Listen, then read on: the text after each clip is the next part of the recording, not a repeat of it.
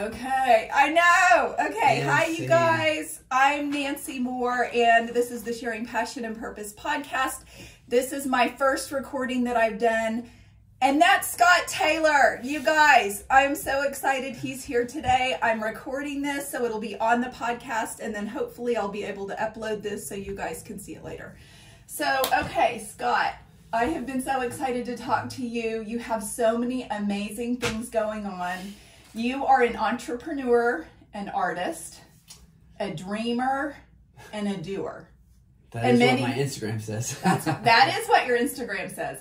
So that resonates with me because a lot of people will dream about things and they'll talk about them, but putting things into action and actually doing them is a whole different story. So you're saying you're a dreamer and a doer.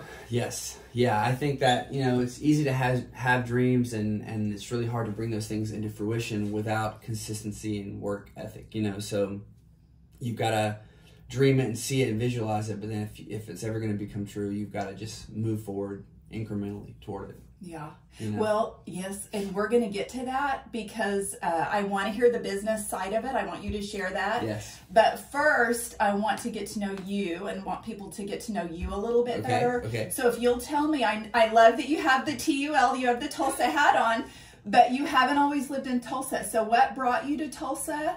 And if you can kind of just share a little bit about your background. Sure. So I came to Tulsa kind of in an unusual way. I was living out in California. So I'm originally from South Carolina.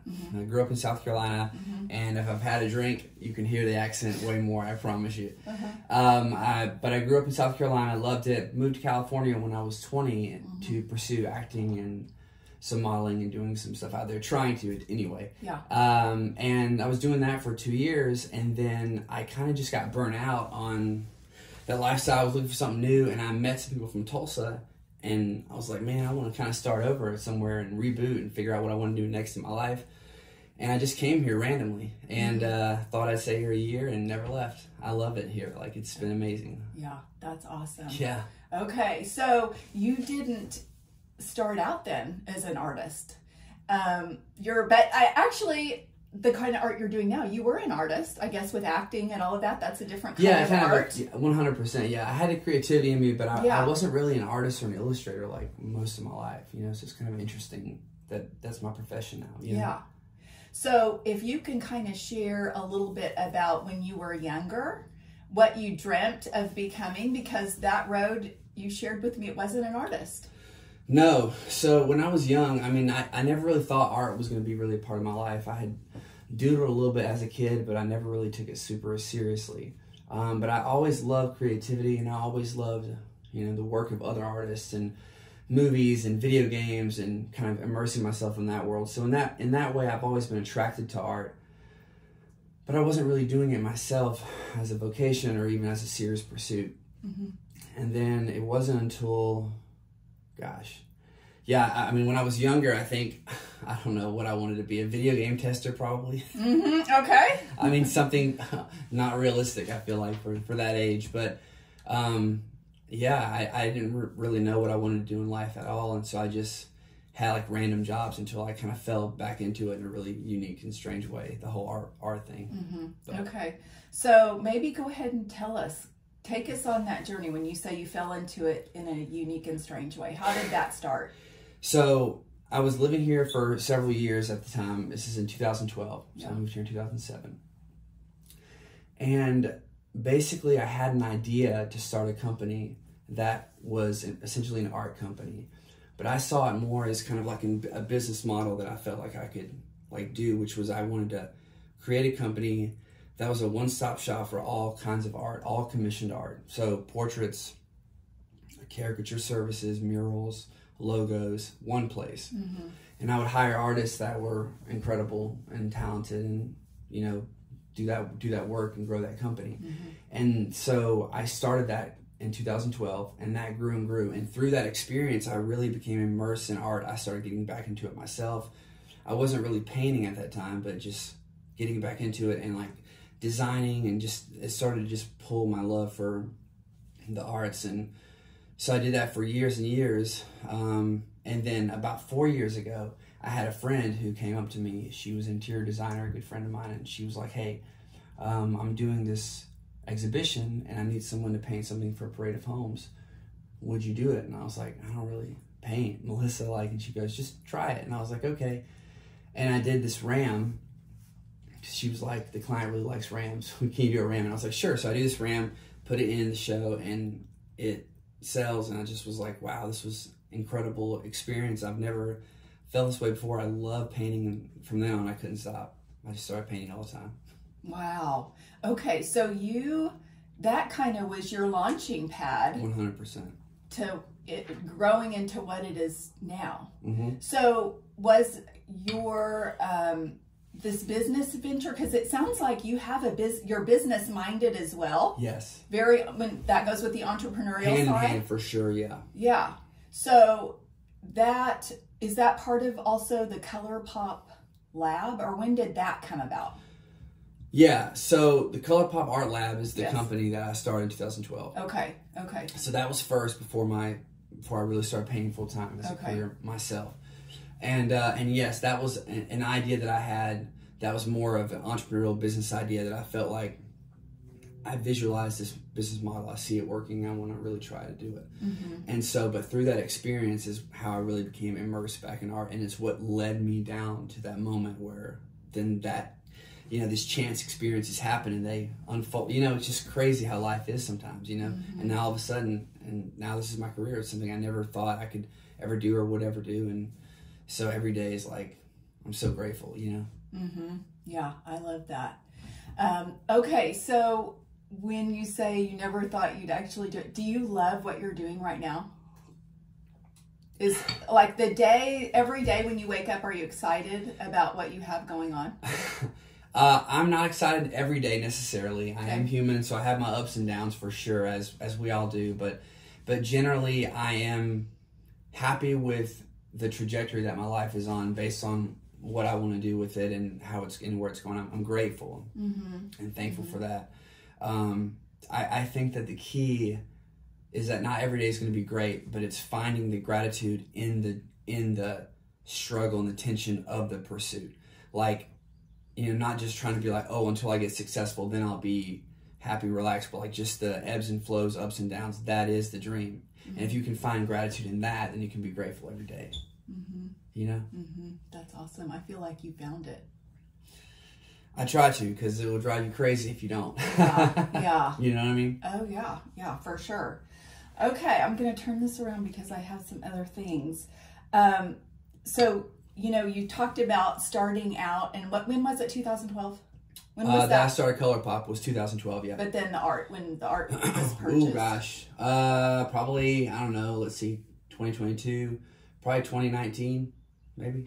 Okay, so it hasn't been that long. No, like 2019. Or maybe 2018, yeah. 2018. Something like that, yeah. Like 4 years almost. Okay. A little over. Okay. And now you're a well-known artist. Wow.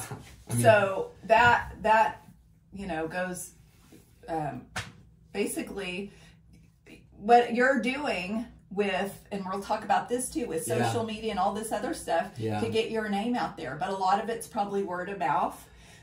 But yes, most of it's word of mouth. But yeah, you do have to work to get that visibility. There's so much going on, content being produced all the time. So you really have to stay vigilant and have a plan to stay visible if your brand is gonna survive. And so I have tried to work on that over the years as I've started.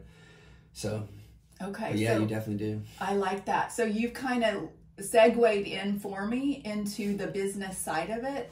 How much would you say social media has helped your business? I don't know. That's really hard to calculate because it's been so beneficial. I think that platforms like Instagram and Facebook, TikTok, all these, it gives the business owner a tremendous advantage to reach massive organic visibility for really no money, and word of mouth is huge too on Instagram because people share your stuff and the algorithm grows. So, I would say, yeah, social media has been a huge asset for me, and it's one that I feel like I'm only now, after a couple years in, like really starting to kind of understand. It's always changing, it's always evolving. So she's a tricky one, but you know, it's worth it if you can get it right. Yeah. Well, and I'll share your information. You're on TikTok also? I am, but I just started that account, so... Okay. I haven't even quite started, so... Yeah, I barely understand how to use it, honestly. I'm just, like, looking up tutorials. I'm like, how do you use this app? Yeah. Well, I'm going to figure it out, though. But I'm definitely on Instagram. That's my most used platform. Okay. I'm going to share all that. So, we talked about the brand Scott Taylor, and I want you to kind of share with me what people think about when they hear your name, because you are your brand. Yeah, well, yes, that is true. I mean, I think that I am, you know, one of those brands where it's like my personality is really infused into everything on a personal level too. Gosh, I mean, I don't know what I want people to think when they hear my name, but I hope good things. You know, my brand, I really try to incorporate themes that are a part of my value system. So like loving others, being present, being kind, you know, checking in on your friends. Like these are things that I try to live by myself. And I think they're important for us just as a human race, honestly. And so I really try to incorporate those things in. So like in my merchandise, like my beanies and my hoodies, like they have those sayings on them. You know, my paintings have like lighter tones, bright tones, because I want people to feel empowered and happy and elevated and joyful. And so it's all kind of flowing into each other. And I think that's all coming from just how I view the world and what I think is important in my value system. And so, yeah, so I guess maybe that. Yeah, that's like awesome. That. Yeah, that's awesome. So along the way, have there been people that you've looked to that have been kind of a mentor to you? And how, if so, then how have they helped you? So I've got some celeb mentors, people that have never met me that don't even know I exist. Yeah. And then I have some local mentors. So like I would say like, or someone I looked up to as well. Two celebrity artists that I love. One is Elton John. He's not a visual artist, but he's a musical artist, obviously, you know? Yeah. And, but just, I look up to him because what I love about, besides his music, which is of course incredible, but what I love about Elton's approach to branding is he really kind of wove in that visual, kind of over the top, very memorable, colorful into the narrative of his like brand. So like, people began expecting it. Like what he did, I thought was just such a great, interesting marketing, you know, at that time too. It was great. So I look up to him for that. He's awesome. And then there's another artist named Ashley Longshore who her art can be a little graphic sometimes, but it's awesome. And her stuff is also really bright and colorful. And she incorporates like pop culture themes in like really clever ways. And I think her whole approach and style is awesome. And I look up to her as well, honestly. But those are two celebrities. Local. So there's an artist here named Josh Stout. He's awesome. You should check his stuff out. I think it's Josh Stout Art. But he is an artist that I met a few years ago when I was just starting out at a Habitat for Humanity gala.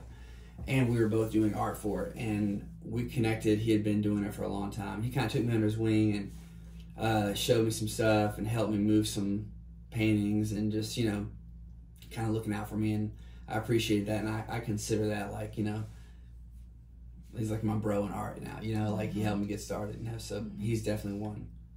That's awesome. Yeah. And now you're giving him a shout out, and you probably, now that you've grown your business, have helped him just, I mean, like he helped you. 100. Well, now we're really good friends, so we see each other all the time, and you know, we see each other at shows and stuff like that. And so, but yeah, that's how it all started, and that enabled that friendship to blossom. So yeah, I mean, absolutely. He comes to my stuff and I show up to his stuff. Like we gotta support each other in town, you know? Yeah. We all gotta stick together. Yeah. Well, and what's neat about you is I feel like you mentioned, and I can't remember if it was on your website or on your Instagram, there's enough room for everybody. Yes. Do you recall what I'm talking about? Yes, that post, when I was talking about people kind of hating on each other and how there's plenty of opportunity for everybody, Yeah, I really believe that. I think that it's easy to have kind of a poverty mentality when it comes to opportunity. You know, if someone's getting more opportunity, that means less of the pie to be had. But I just feel like more opportunity means the pie is expanding for everybody because it's bringing in more attention, better paying gigs. So when people are flourishing all around, we want to support them and want to amp them up, because if we do, it raises the levels for everybody and it just draws more positive attention, which will bring more money into the city for creatives. And people will respect the profession more because of that, you know. So yeah, I think that we really should do that, and there's plenty enough for everybody, and there's plenty in Tulsa. Like, Tulsa's a big town. There's a lot of opportunity here if you know where to look. So let me ask you, because you also have a podcast that I think is pretty neat with your platform as an artist. You have your podcast, How to Make Money as an Artist. So you're basically lifting the curtain back and telling people, hey, this is a perspective you can think about, Right. or an idea maybe that you can grow or something like that. So what started that podcast? And if you could just tell me a little bit about that. Sure. So I started that podcast, I don't know, a year and a half ago. And I love it. I need to record more episodes. I'm a little behind. I think I have 4 or 5 on there. But it all started just because I get the same question over and over again of like, well, essentially, like, how do you really, I mean, it all boils down to how to make money. Like, how do you make money as an artist? It's creative. It's very difficult. And it is, you know, there's a lot of preconceived notions about creatives that, you know, people are always trying to get stuff for free. And it's just, you know, there always are those difficulties. But yeah, my hope with that podcast was just to kind of share from my experience on some of the things that I did and I learned on how to really start moving toward monetization, like vocationally, for your passion. Okay, that's awesome, because I want people to check that out. Yes. I think that people can find inspiration in. Yeah. There's a lot of people that have self-doubt too of, you know, or can I really make it as an artist? And they've had people say, this is really good, but they also don't know what, you know, where to start to. Right. So Steph, all the concepts that you probably talk about, overcoming self-doubt, you know, how to monetize things, how to reach out. Yeah. I know when people follow you, they can kind of see what you're doing. Yeah. And you've been successful, you know, in that, but I think that people can glean a lot from that podcast. So I thought I want to just share that real quick. No, thank you. Yeah. Okay, so let me see. What else? Oh, okay. So this kind of goes along with your brand, but I'm wondering if you have a personal mission statement, and if you do, if you can share it with us.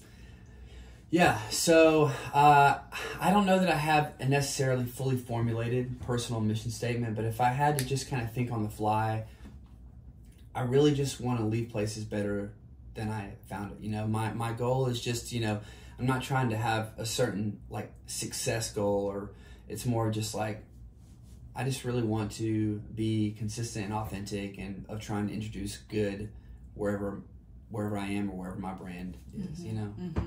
Well, then let me ask you this, because I do feel like with the entrepreneurial and business-minded side of you, do you sit down at the beginning of the year or at some point and write out your goals? Because I've seen people that just kind of let things happen to them, and, you know, I don't feel like you do that, but I'm curious to see how you grow your business. Like, if you have things in mind, or if maybe you just grow organically. No right or wrong answer. Well, it's a little of both, honestly. Okay. There is organic growth, and there is growth as a result of my endeavors toward that. But no, I'm just laughing because if you saw my desk, it has sticky notes all over it that are like color coded based on where they're at in the process of getting done. So I'm just very like plan oriented when it comes to business. But no, I'm not a very let it happen person, because I found historically that when I do that, things don't really get much better, much worse. It just kind of plateau. You know, you can't just expect that to happen if you don't do anything. It's been my experience. But yeah, hold on. I forgot. What was the question again? I totally blanked. Well, if you have, no, you're fine. If you have goals that that's right. that you designate, or sometimes people have a vision board, and they'll write down their top 3. Maybe it's, I don't know if I should even give you examples, but maybe it's to sell 5 paintings this month. Oh, or maybe yeah, it's to grow, maybe it's to be on 3 podcasts, maybe, you know, to grow your business or whatever. But do you have goals? Yeah. And how do you go about setting those and holding yourself accountable to those? So, yes. Okay, I got you now. So, yeah, great question. Yeah, no, I do have everything very organized. I do have goals. They're soft goals, though. I don't hold myself, like, if it doesn't happen, like, I'm not just like, oh, man, like, there might be a financial goal, like, hey, I want to make this much more this month, or I want to sell more packages than this for Colourpop or whatever.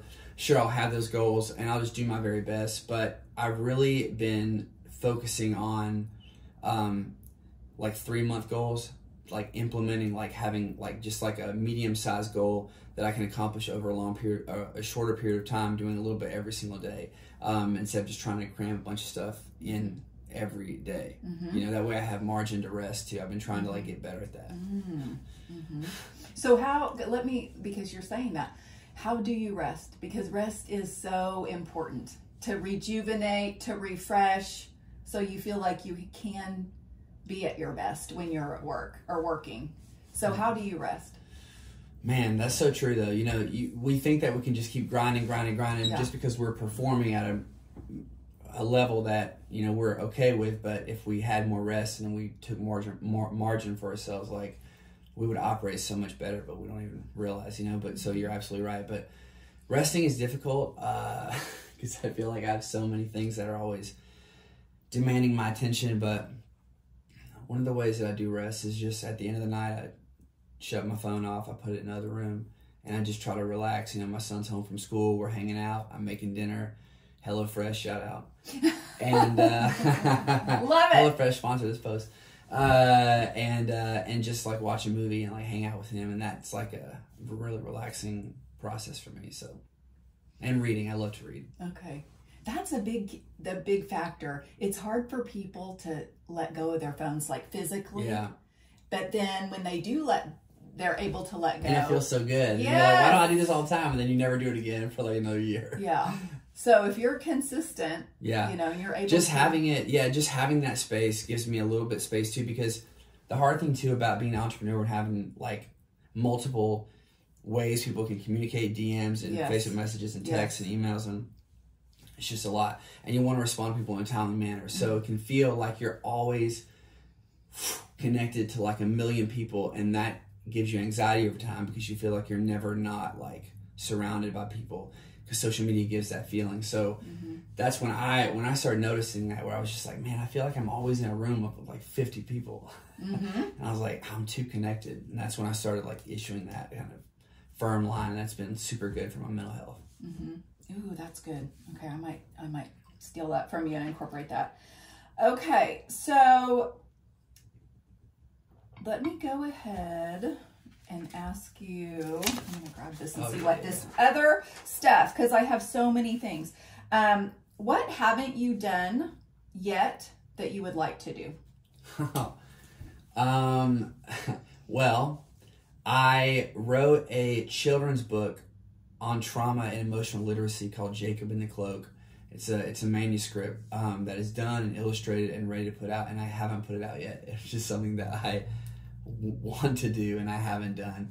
I wrote it like 6 years ago. I've had it, I've been sitting on it, but this year I'm really trying to make it happen. So ooh, I'm gonna follow up with you. Yeah, you should. I think I'm gonna hold you accountable to that. I'm gonna check in another couple months. I'll send a manuscript to you. You can read it. And then there's a website too, if it's still up. It's jacobandthecloak.com. But yeah. So that's definitely something I want to do that I haven't done, but I'm gonna do. Yeah. Okay. It's coming. That's awesome.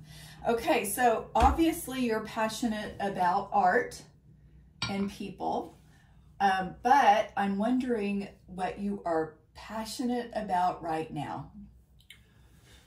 Like, what are you working on right now, or what are you passionate about right now? So right now, well, work-wise, I'm working on a number of commissions right now that I'm super excited about for some friends of mine and clients, and so I'm excited. I can't really talk about them because they're commissioned, but I'm super stoked about that. But there's another series that I'm starting. I already did one. It was that pink lady. I don't know if you saw it, but it was crazy. It sold in like 24 hours. It was awesome. But I'm going to be doing a series of like pop female, kind of that kind of single color series Yeah. that pink one was. Yeah. And I'm really super, super excited about that. I'll be doing a whole new collection, and I'll be switching out stuff in my gallery on Cherry Street and having some new stuff in there. Oh, tell me. Yes, I was going to talk about like that at that the segue? end. Yeah, I like it. You are smart, and I appreciate it.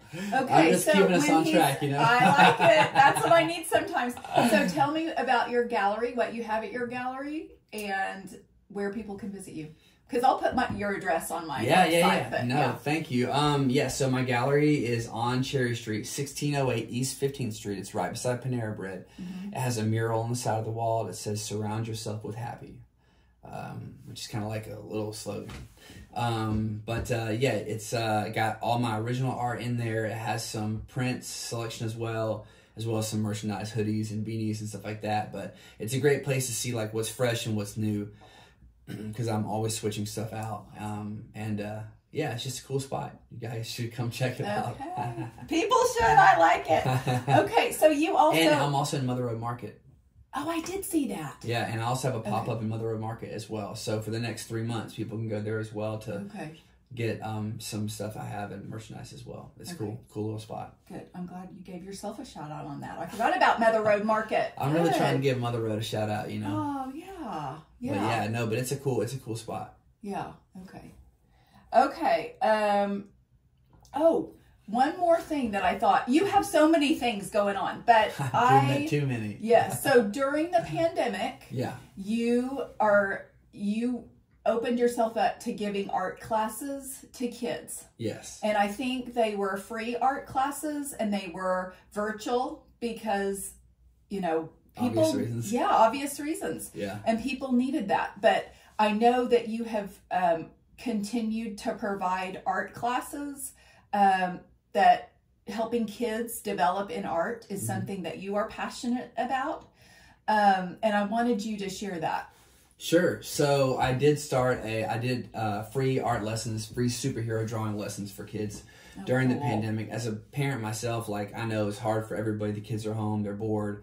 And so I wanted to kind of create some entertainment and some educational entertainment for them while they're home, and just offer that for free. So I did that for several months, and that was a lot of fun. And I got to see all the drawings the kids were doing, and the parents were emailing them to me, and it was awesome. But I really just wanted to help out as much as I could with what I had during that time. And so that was fun. And then that kind of segued into, I had parents after it was over were like, okay, well, are you opening up in person? Can we do, and that's kind of where the idea came from. And so I just continued on, and now I offer art lessons for kids from, 4 on, pretty much. And it's cool because I work with the student whatever they're interested in. So they don't have to learn how to draw a sphere. Or we're not going through these step by step. It's more of what are you excited about now? And how can I come alongside you to teach and help and grow while you're having fun doing the thing you enjoy? It's like a music teacher that's like, hey, let's play what you like so that you keep practicing. Mm-hmm. You know what I mean? Mm-hmm. It's that kind of vibe. And that really is true. And I've seen that kids get excited, they catch on, and they start growing at a quicker rate because they're genuinely having fun. So the brain is soaking that up, that information more, Mm-hmm. Mm-hmm. But I love teaching, and I love seeing kids get excited about art and believing that they have a unique piece to bring to the world, that they have something to say. Mm-hmm. And having the confidence and someone believing in them that they can put their stuff out there like that, I think is important. That's a great influence. That's really awesome. Okay, good. Okay, well, my last little thing is I'm just going to ask you what's next for you. And you may have answered it because you talked about the book and what you're currently working on, but is there anything else you want to share? There are things, yes. So the book, yes, of course. Yes. Also, February 26th, I want to say. So this is for March, the March issue. So Oh, that's right. You're fine. But if you have something in March that you'd like to share. So we're recording really early. But I was like, oh crap. Okay. I'm trying to think if I have any a big project coming out in March specifically. I would just say no. I'll just be switching stuff out, new stuff in the gallery, probably.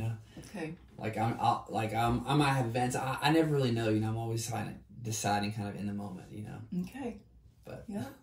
Sort of. I mean, Sort of. you're a planner, but then you can. Well, yeah, like stuff. I'm definitely a planner, but also I kind of look and see like what are the needs, like how the month is going, and then I decide like, okay, we should do a live event or we should do something like that. So I don't know specifically in March. I'm sure I'll have some stuff, but I'll definitely keep you posted. But I would just say the best way to know what's going on is stay on the Instagram and set notifications on, so when I post, because I'm always, whatever I'm doing, I'm going to put it on my Instagram. So that's going to be the best way, and my story probably.